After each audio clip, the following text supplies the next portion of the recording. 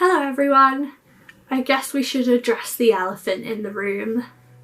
This isn't a Game of Thrones video, it's obviously another video for my Coraline mini-series, but I got ready this morning and I planned to just do my makeup and then film this intro, but then I got carried away and I'd already put my wig on and eyeshadow to, for the ash and stuff.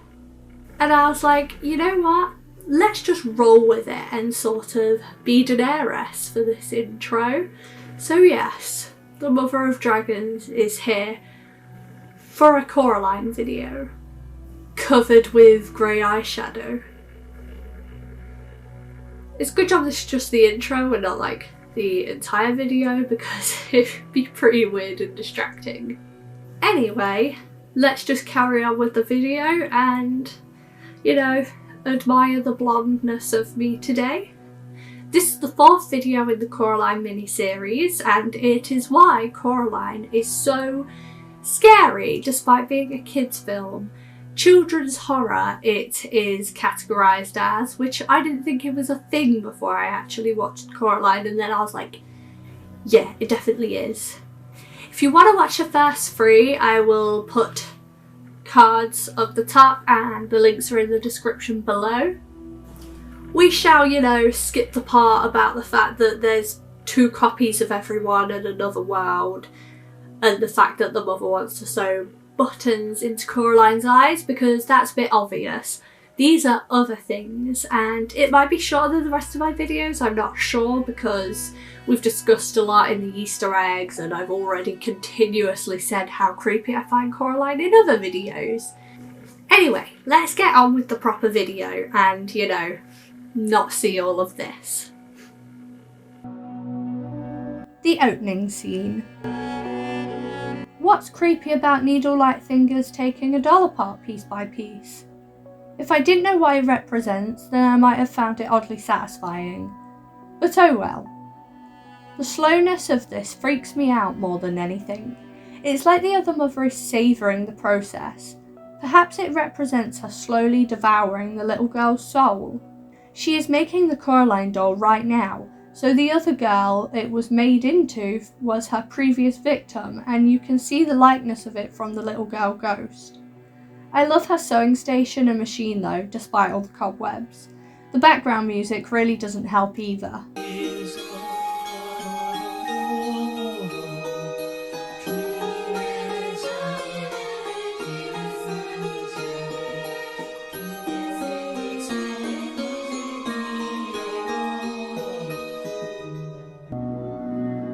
The doll.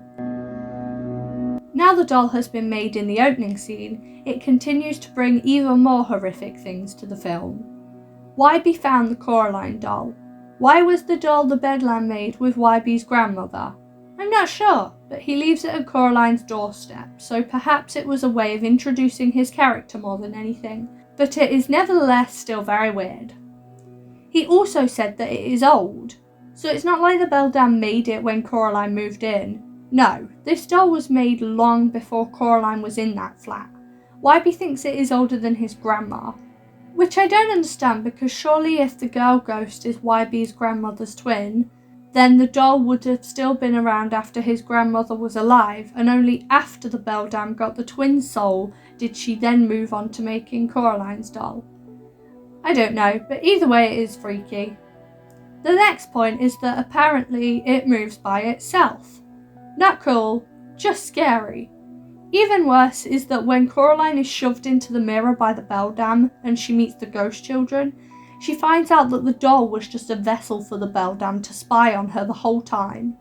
This is probably how the Beldam found out everything that Coraline didn't like about her real life, and so then she could change the surroundings in the other world to match Coraline's wishes of a perfect life. Don't go in there. We have to discuss when Coraline goes through the door into the other world. Am I the only one who shouted "don't go in there" at the TV? It's one of those classic horror film moments when you see Coraline's mum opening the door and not locking it back up again. So really, it's all Coraline's mum's fault. Coraline asks why she isn't locking the door again, and she said it's because it's only a brick wall. Little does she know. The Hagstone.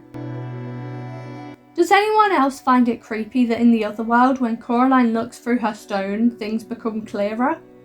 We see things differently and things that aren't even there when she removes the stone.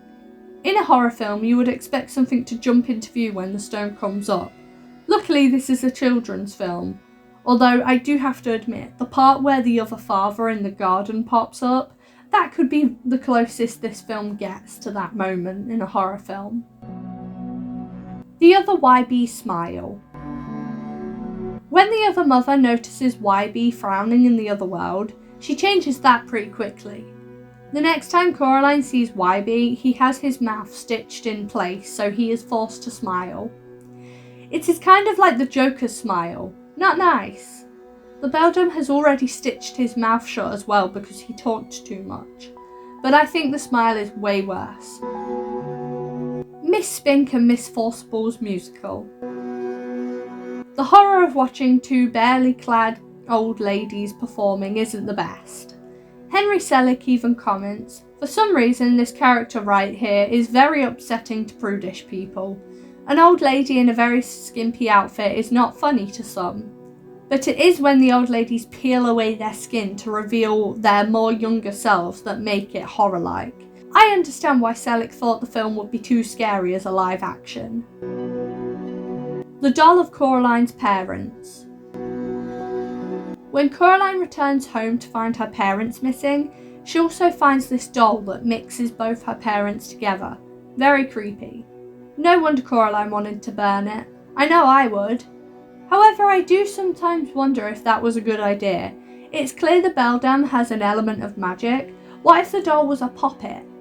A poppet is the name for a doll of a specific person that a witch can use to cast spells on that other person. And Coraline burnt the doll of her parents. That wouldn't have been good. Coraline's parents in the mirror. Like the creepy parent doll, the scene with Coraline's parents appearing in the mirror asking for help also adds to the scary vibe. It's like a magical version of a kidnap video where the kidnapper asks for a ransom. In this case, the kidnapper wants Coraline. At the end, the parents are back and they are covered in snow. They have no memory of even being kidnapped. Were they even really taken in the first place, or was it just another of the beldam's tricks? The mirror room. In the other world, the beldam puts Coraline behind a mirror like a timeout for being insubordinate.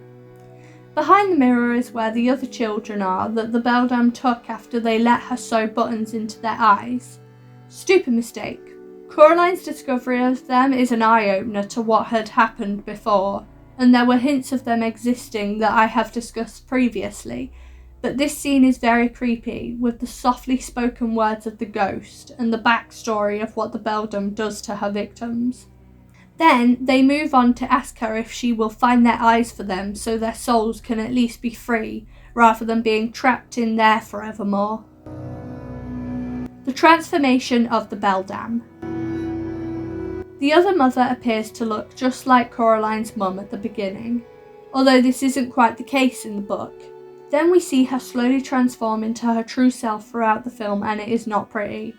By the end, she is a full-on horror show, so when she starts attacking Coraline, it is terrifying. Nope, do not like that one bit. The beldam's hand. The fact that the hand manages to get through to the real world is scary enough, but when it gets a hold of Coraline and starts dragging her to the well, it is horrible. The hand nearly succeeded in getting her to the well, and that would mean Coraline would have plummeted down there to drown. Luckily, again, it's a children's film, and there has to be some boundaries. And that's it. So in the next part of my Coraline video, yes, there's another one, we'll look at the morals from the Coraline story. Like I said in all the other videos, I have Facebook, Instagram, and TikTok. If you want to check any of them out, they're in the description below. It's mostly to do with my costumes and cosplay, but you know, you're more than welcome to. Bye!